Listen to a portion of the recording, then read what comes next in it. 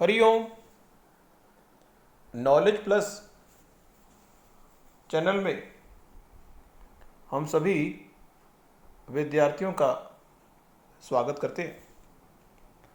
आज हरिओम एस्ट्रोलॉजी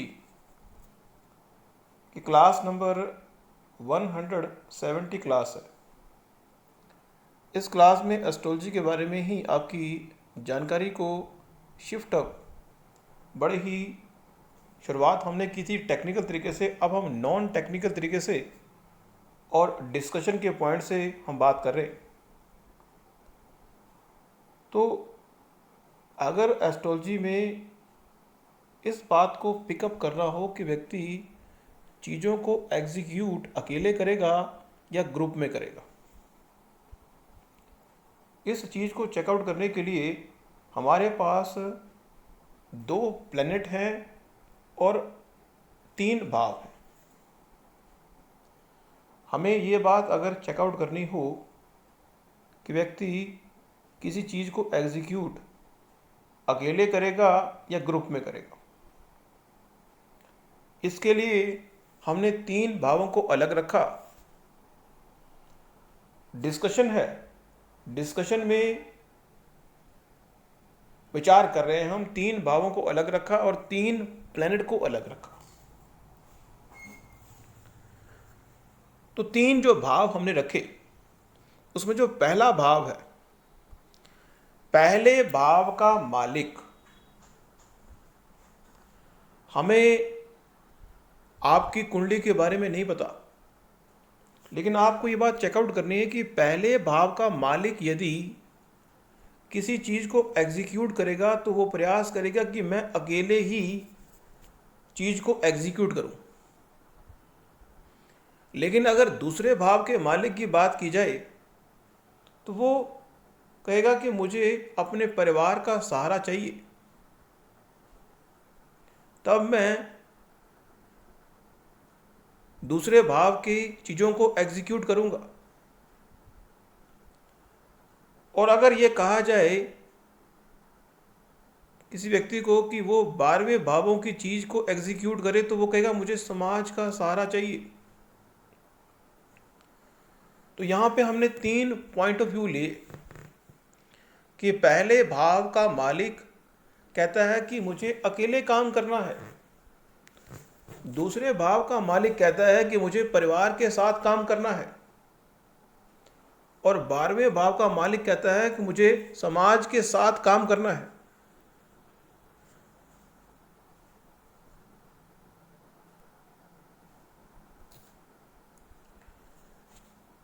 अब आप कहेंगे कि प्लेनेट को भी बता दें सर। अगर सूर्य की बात करेंगे वो कहता है कि मैं अकेले काम करना चाहता हूँ। शनि की बात करें तो वो कहता है मैं तो ग्रुप में समाज के साथ काम करना चाहता हूँ।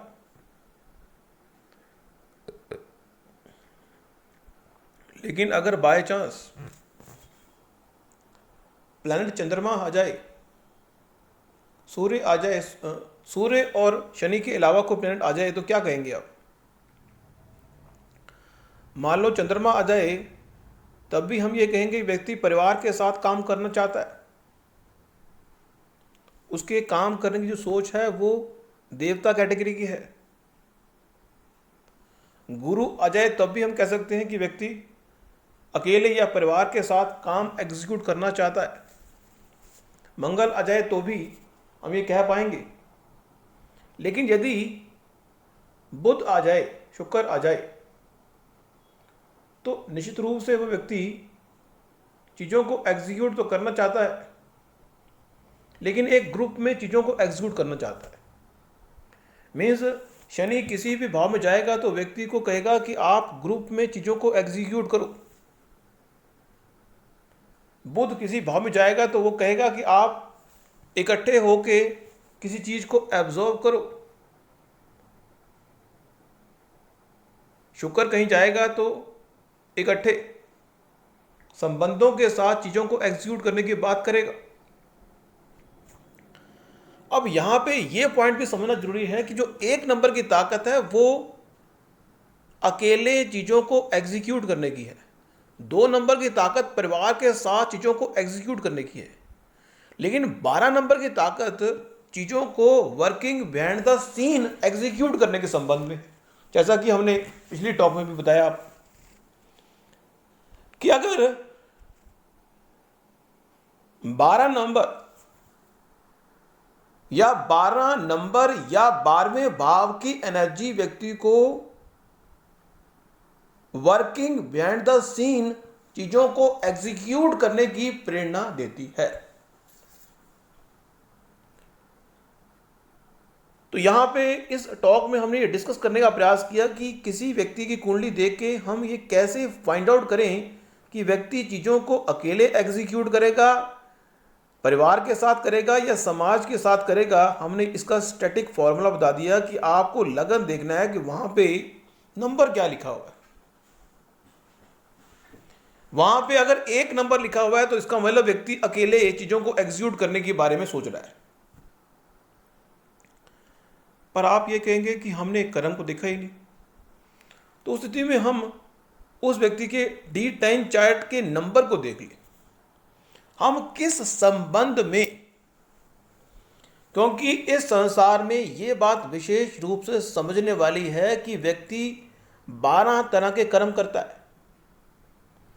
12 तरह के कर्मों को अगर उसके साइन के हिसाब से चेकआउट करने का प्रयास करें तो ये बात क्लियर कट साबित हो जाएगी। मैं मान लीजिए किसी व्यक्ति का मेष लगन है, तो मेष लगन में हम उसकी पर्सनैलिटी को डेवलप करने की अगर बात करेंगे तो वो कहेगा मैं अकेले ही अपनी पर्सनैलिटी को डेवलप कर लूँगा, मुझे किसी के सहारे की आवश्यकता नहीं है। जब उसको कहेंगे कि बैंक बैलेंस क्रिएट करना है तो वो कहेगा मुझे परिवार के सहारे की आवश्यकता है। जब उसको कहेंगे कि मुझे ताकतवर बनना है, वो उसको कहेंगे कि ताकतवर बनना है, तो वो कहेगा मुझे अपने भाई बहनों की ताकत पर ज़्यादा विश्वास है। जब उसको कहेंगे कि संपत्ति को अर्जित करना है तो वो कहेगा मेरी माँ मेरी संपत्ति को अर्जित करने में बड़ी हेल्पफुल होगी।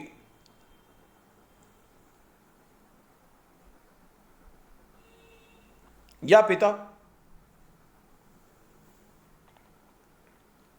अगर मेष राशि वाले के बारे में चीज को क्रिएट करने की बात की जाए तो क्रिएट करने के संबंध में उसकी जो थॉट होगी वो बच्चों पर डिपेंडेंट होगी। छठे भाव की अगर बात की जाए तो छठा भाव जो होता है चीज को क्रिएट करने की बात करता है, तो समाज में चीज को क्रिएट करने की बात, रूटीन में चीज को एग्जीक्यूट करने की बात करता है। 7वां भाव पार्टनरशिप का है, 8वां भाव सीक्रेट्स का है। यहां पे कुंडली में काल पुरुष की जो कुंडली है वो स्ट्रेट फॉरवर्ड हर एनवायरनमेंट को एक तटस्थ भाव से फिक्स किया उसने, लेकिन उस भाव का जो मालिक है वो कहां पे चीजों को एग्जीक्यूट कर रहा है ये बात डिफर हो जाएगी। अगर किसी व्यक्ति का मेष लगन है तो ये बात पर्सनैलिटी के संबंध में भी अगर हम कहेंगे कि व्यक्ति अपनी पर्सनैलिटी को अकेले डेवलप करना चाहता है, लेकिन पहले भाव का मालिक कहां पे गया। अगर पहले भाव का मालिक 4th भाव में चला गया तो व्यक्ति के बारे में यह कहा जा सकता है कि व्यक्ति अपनी पर्सनैलिटी डेवलप करने के लिए अकेले माता के सहारे, अकेले अपनी पर्सनैलिटी को डेवलप करने में, माता के सानिध्य में अपनी पर्सनैलिटी को डेवलप करने में कंफर्टेबल समझता है। ये चीज हमने जैसे एक नंबर के लिए इंप्लीमेंट की, हमें 12 की 12 एक्टिविटी की कुंडली बनाते हुए चेकआउट करनी होती है। 12 की 12 एक्टिविटी मीन्स हर भाव को यदि लगन बना लिया जाए और चेकआउट किया जाए कि उस भाव का मालिक कहां पे गया, बस स्टेट फॉरवर्ड ये देखना है। बस आपने सिर्फ ये चेकआउट करना है कि आपको उस भाव को उस भाव के मालिक को देखना है कि वो कहां गया, कितने दूर गया, और उसके हिसाब से उस भाव के फलादेश के बारे में क्लियर कट भविष्यवाणी की जा सकती है। मान लीजिए किसी व्यक्ति के 7th भाव का मालिक 6ठे भाव चला गया। अब सेवंथ भाव होता है वाइफ का। अब सेवंथ भाव का मालिक छठे भाव में गया तो कुंडली बनाते हैं सेवंथ भाव के हिसाब से, तो छठा भाव 12वां भाव बनता है। मतलब उस चीज के बारे में हमने अपनी टॉक में यह भी कहा था कि जब भी किसी कुंडली में पहले भाव का मालिक 12वें भाव में जाएगा तो व्यक्ति को उस चीज के संबंध में हमेशा देना देना है। बस आपका काम उस व्यक्ति को चीज देना देना है, उससे रिसीव करने के बारे में नहीं विचार करना। बस किसी भी भाव का मालिक यदि अपने से 12वें भाव में चला गया तो उस भाव के संबंध में किसी भी क्लाइंट को हम ये बात कह सकते हैं कि आपको इस भाव के संबंध में, इस फील्ड के संबंध में, इस व्यक्ति के संबंध में ये बात विशेष रूप से समझने वाली होगी कि आपको, जैसे 7वां भाव पार्टनरशिप का है, पार्टनरशिप आप कर सकते हो, कोई दिक्कत नहीं है, लेकिन पार्टनरशिप में जो लाभ होगा उस लाभ को सरेंडर करने के लिए आपको तैयार रहना पड़ेगा, क्योंकि 12वें भाव का मालिक या 7वें भाव का मालिक अपने से 12वें भाव में चला गया है।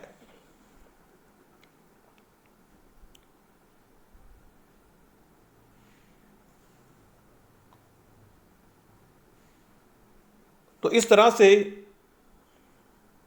किसी भी भाव के बारे में हम बात कर सकते हैं।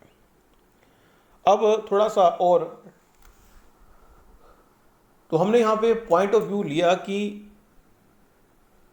व्यक्ति चीज़ों को अकेले एग्जीक्यूट करेगा, ग्रुप में करेगा, तो प्लैनेट के हिसाब से भी देखा, भाव के हिसाब से भी देखा, और अगर हम भाव किस भाव में जा रहा है उसका तोड़ है उसको भी देखा, और साथ में राशि के एस्पेक्ट को भी हमें चेकआउट करना है। मीन्स बहुत सारी बातों को कंपाइल करके हम जब निचोड़ निकालते हैं तो वो निचोड़ सही आउटपुट को जनरेट करता है। अब एक पॉइंट ले रहे हैं कि जो केतु है, केतु किसी का किसी भाव में बैठा हो तो हम ये कहते हैं कि केतु व्यक्ति को रिसर्च करने वाला बनाता है। शुक्र कहीं बैठा हो तो व्यक्ति को पैसा को, किसी चीज को क्रिएट करने के संबंध में जो ताकत है वो देता है। केतु लग्न में बैठा होगा तो व्यक्ति पर्सनैलिटी को डेवलप करने के लिए कुछ ना कुछ रिसर्च करता रहेगा।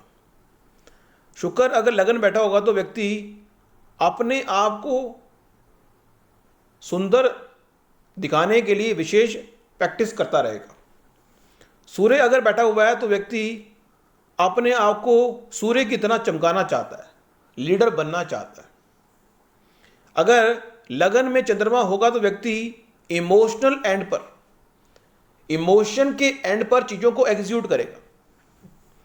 अगर मंगल बैठा हुआ है तो व्यक्ति एक्शन ओरिएंटेड होगा, वो काम करना पसंद करेगा। जैसा कि हमने ये बताया था कि जो फायर एलिमेंट है,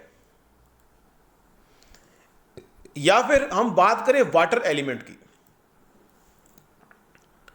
यह बात विशेष रूप से समझने वाली है कि वाटर एलिमेंट जो है वो किसी भी कमरे में अगर वाटर एलिमेंट को हम इकट्ठा कर दें तो वो वाटर एलिमेंट कहीं ना कहीं फ्लो करेगा, वो रुकना नहीं चाहेगा। लेकिन अगर किसी कमरे में हम एक पत्थर को रख दें तो वो पत्थर जो है वहां से मूव करना मुश्किल है। एक पत्थर ऐड करना आसान है लेकिन उसको मूव करना मुश्किल है।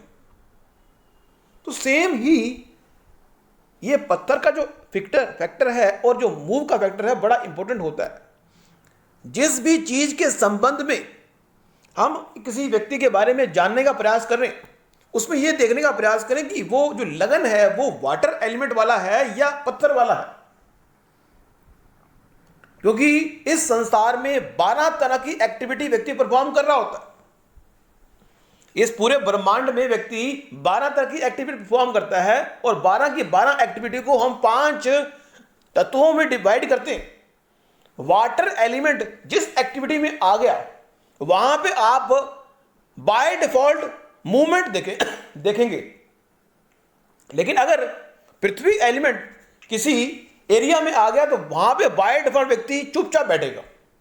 तो कहने का मतलब यह है कि व्यक्ति की जो सोच है उसको 4 जोन में मूवमेंट के लिए बनाया गया है। नॉर्मली हर व्यक्ति 4 जोन में अपनी मूवमेंट दिखाएगा, 4 जोन में वो चुपचाप बैठेगा, 4 जोन में उसकी जो सोच होगी वो बड़ी होगी, 4 जोन में वो इमोशनल होगा।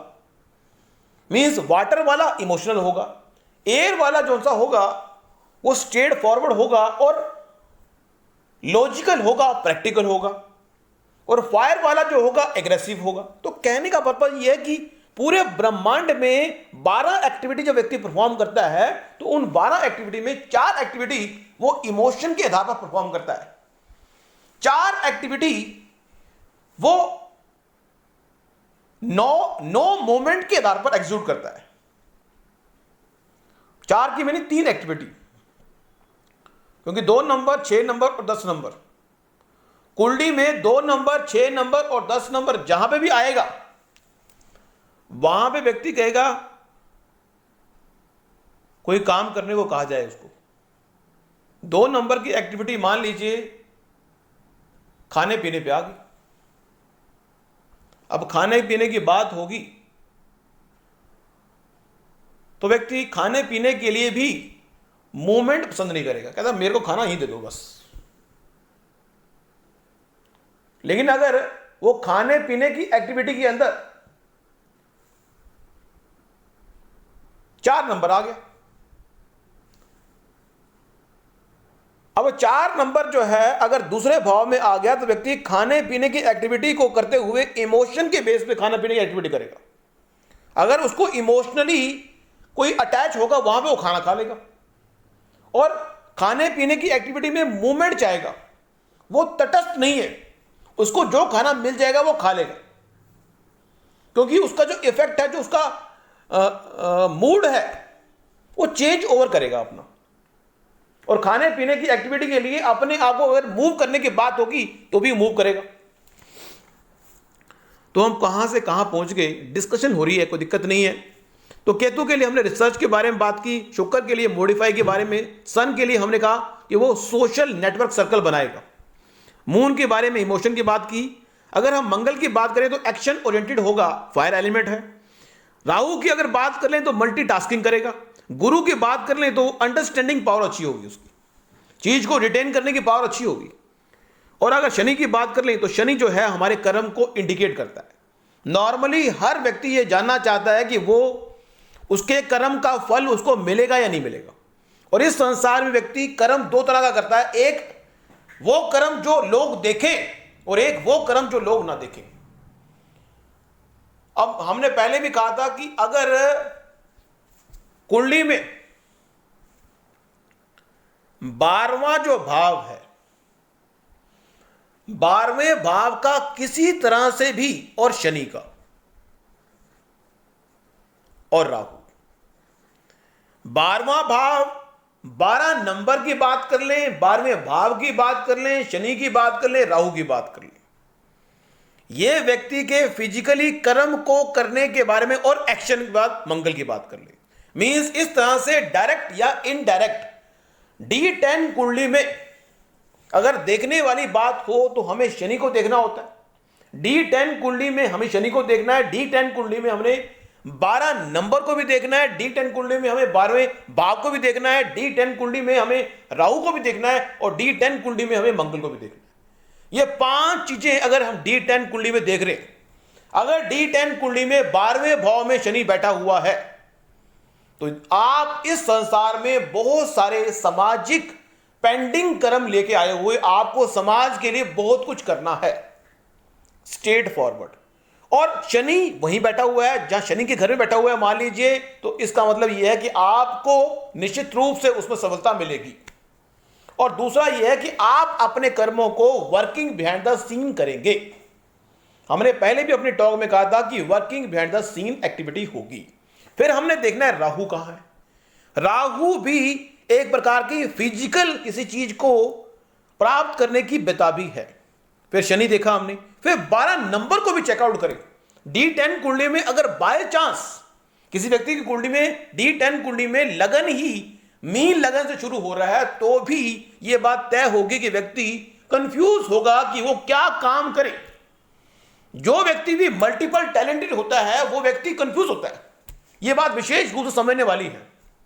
इस संसार में जब भी व्यक्ति मल्टीपल टैलेंटेड होगा वो कंफ्यूज होगा, उसको यह समझ नहीं आएगी कि मैं इस काम को करूं या इसको।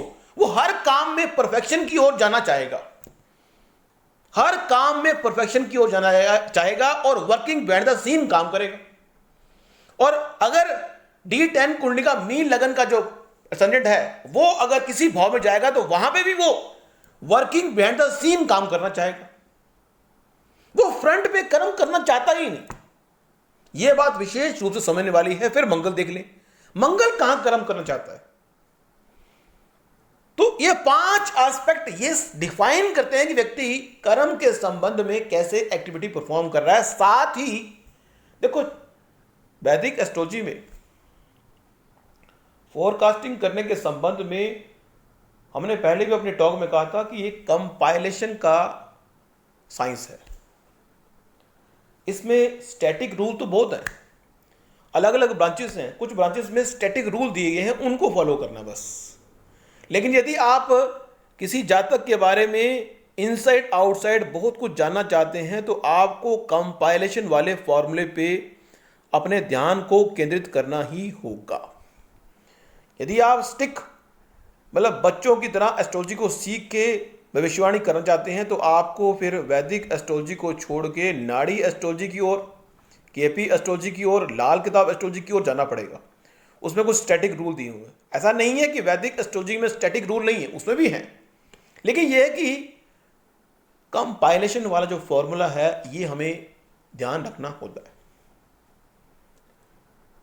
नियमों में इतनी ओवरलैपिंग है कि चीज को समझने के बाद समझ समझ के एस्ट्रोलॉजी में व्यक्ति बनता है समझदार। लेकिन अगर वो समझता रहे समझता रहे समझता रहे फिर उसको लास्ट में लगता है कि इतना समझने के बाद इतना समझना जरूरी है। तो कहने का पर्पज़ ये है कि एस्ट्रोलॉजी जो है एक सागर है। सारी बातें पता हो जाने के बाद भी उसको कंपाइल करना, क्योंकि एस्ट्रोलॉजी में जो ज्ञान है वो उसकी लिमिट नहीं है। हर कुंडली में अलग अलग चीज़ सीखने को मिलती है। तो यहाँ पे हमने डिस्कशन दिया आपको भी, व्यक्ति कर्म के संबंध में सूर्य के हिसाब से बताया, शनि के हिसाब से। मतलब thank you so much for listening and always supporting Hariom knowledge plus.